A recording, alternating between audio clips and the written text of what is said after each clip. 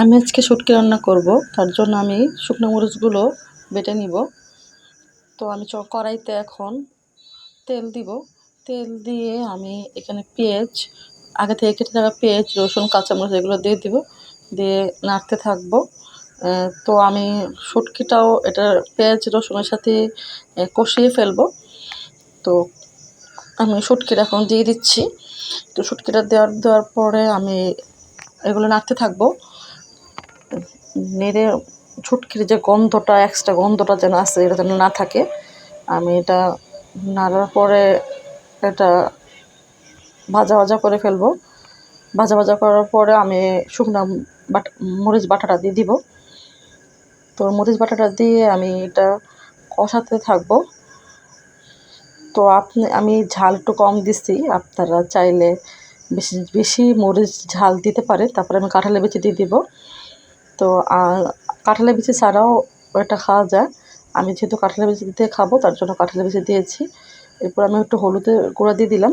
তারপরে একটু ভাজা ধনিয়ার গুঁড়া দিব। আপনারা চাইলে কাঁচা ধনিয়ার গুঁড়াও দিতে পারেন। আমি ভাজা ধনিয়ার গুঁড়ো দিয়ে দিলাম।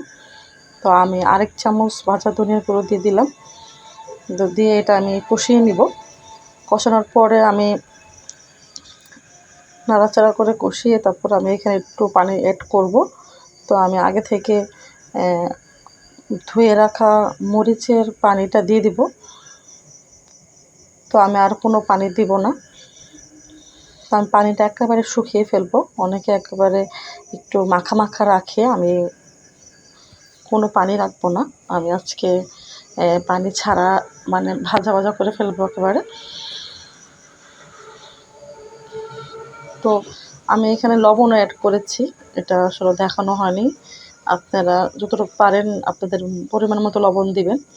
তারপরে একটু ওটা কষিয়ে নিচ্ছি। ওয়াও, যে অনেক সুন্দর কালার আসছে। তো আমি আরেকটু শুকনো করব, তারপরে নামাবো। তো আপনারা এভাবেও নামাতে পারেন, যে যেভাবে খায় আর কি। তো আর একটু পানি শুকালে এই দেখেন কত সুন্দর লোভনীয় হয়েছে। একেবারে ভাজা ভাজা হয়ে গেছে, নিচে একেবারে পোড়া পোড়া হয়ে গেছে। আমার কাছে শুটকিটা আসলে এরকম করেই ভালো লাগে। তো কেমন হয়েছে আসলে এখনো বলতে পারি না, অনেকদিন পরে এটা আসলে খাবো। আগে আমার আম্মুর কাছে খেয়েছি। তো এই তো আমি একটু ভাত দিয়ে খেয়ে দেখবো, দেখি কেমন লাগে। দেখে অনেক লোভনীয় লাগছে। তো এখন মুখে জল এসে গেছে এখনই। তো দেখি কেমন লাগে খেতে। Wow, wow.